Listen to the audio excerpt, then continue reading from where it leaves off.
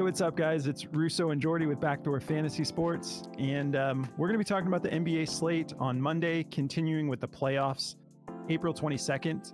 It's been a little bit of a rough start, play-in and playoffs. I think I know most of us in our Discord can relate. I'm sure you guys can relate. I hope you've been cashing, but it's been a little bit tricky with some of these matchups so far, which is expected. You know, like teams are bringing everything now. We haven't seen teams bring everything like they are now in the playoffs. So some stuff is just a little bit unexpected, and I think it'll get a little bit easier to call as we go. But man, we're getting some killer basketball, so we're having fun with it. We've got 2 plays for you for tonight. We'll have more for the daily show tomorrow. We only have 3 games tomorrow, so we're going to wait for the board to fill out and give you more plays tomorrow for the daily show. Before we get started, though, if you haven't signed up for Prize Picks yet, use the promo code at the bottom of the screen, and they're going to match your first deposit.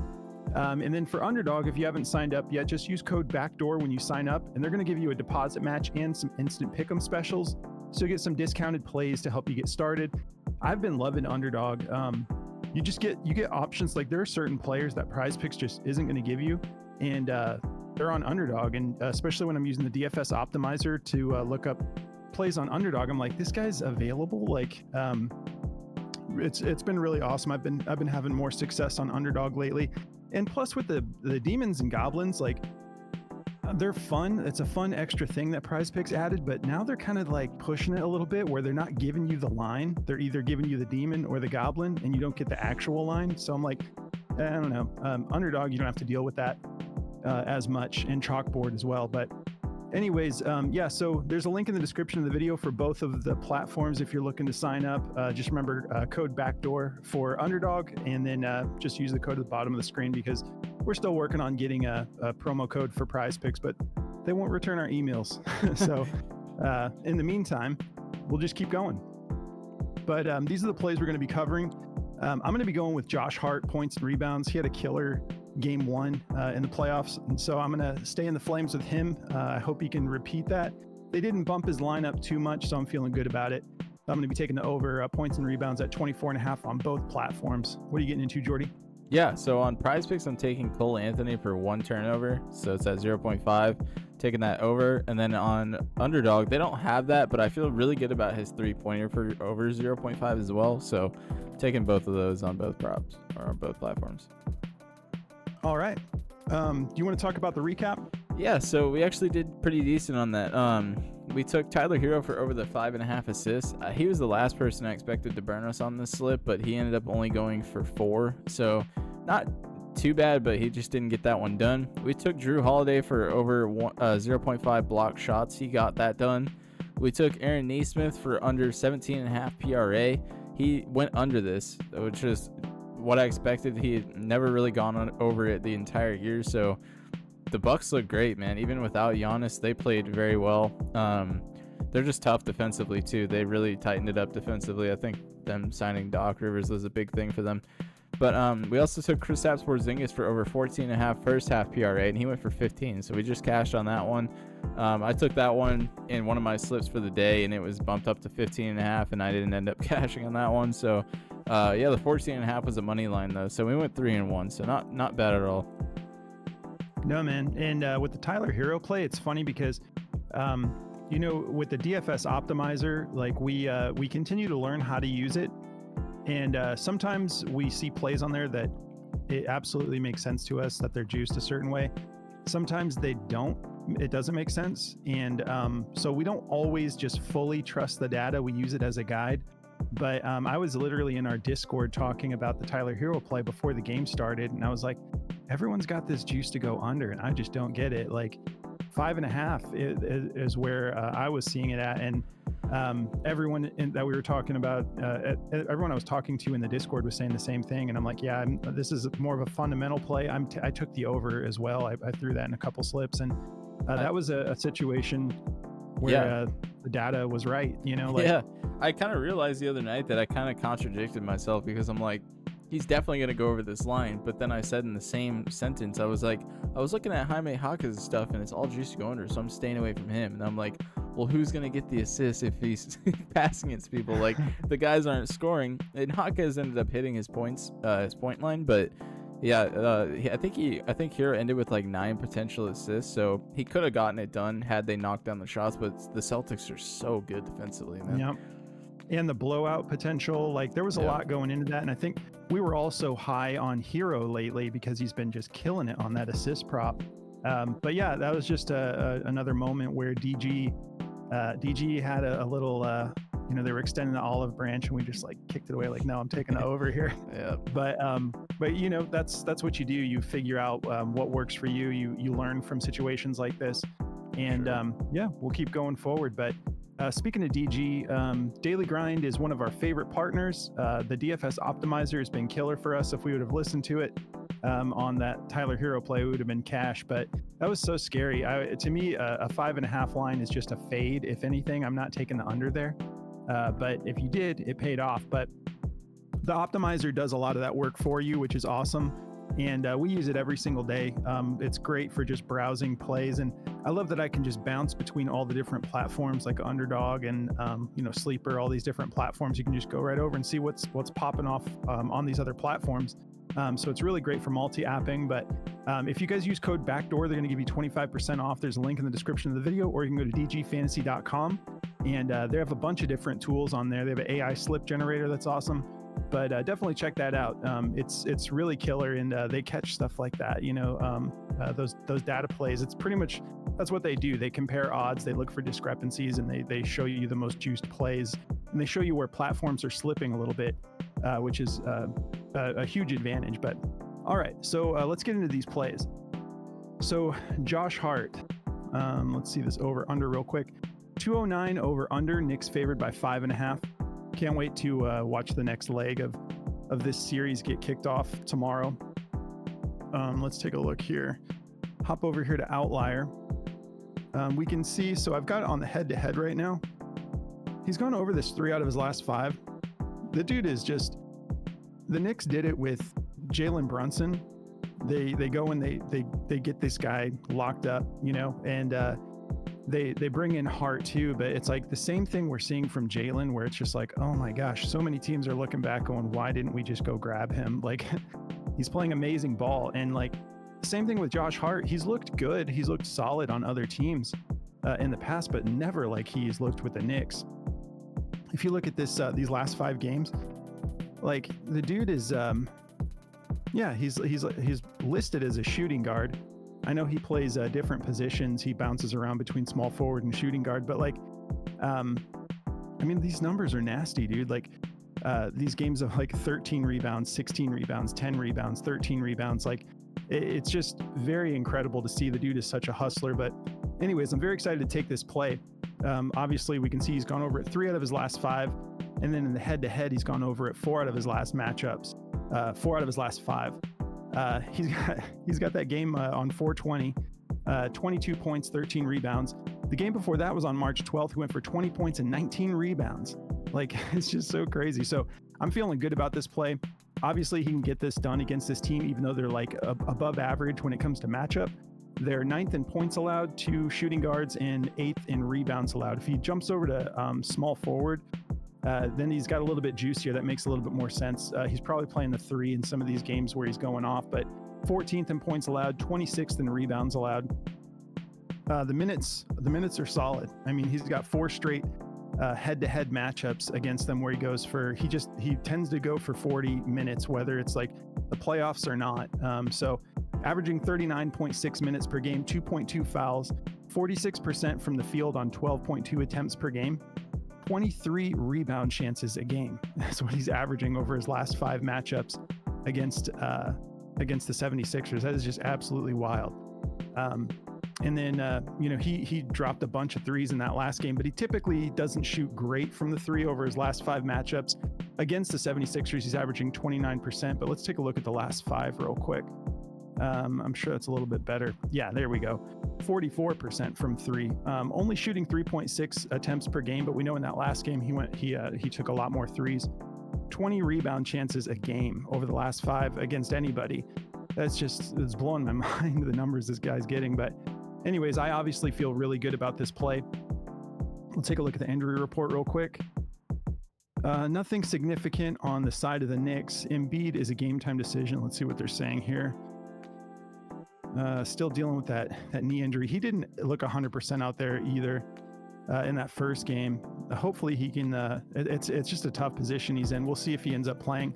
It's kind of hard to sit your best player, in a situation like this. But I almost wonder if he's really that beat up, they might just rest him this game and try to give him that couple extra days. But I think he probably ends up playing if he doesn't play, we know something's really up, But all right, so let's take a look at what the optimizer has to say about this. All right, so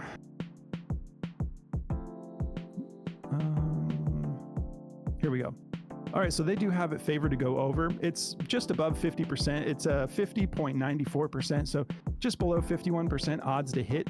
Let's see, no one's got it up at 25 or 25 and a half yet. Everyone's got it at that 24 and a half line. And we've got mixed emotions on this. Some are up to a minus 120 for it to go over, minus 127, even a minus 130.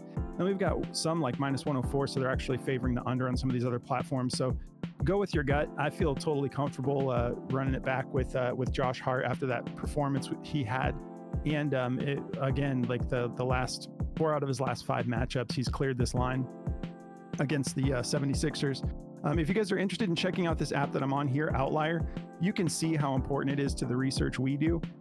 You can just get in here and take a look at the play you're considering and then look at all of these stats. That's the word I'm looking for, stats.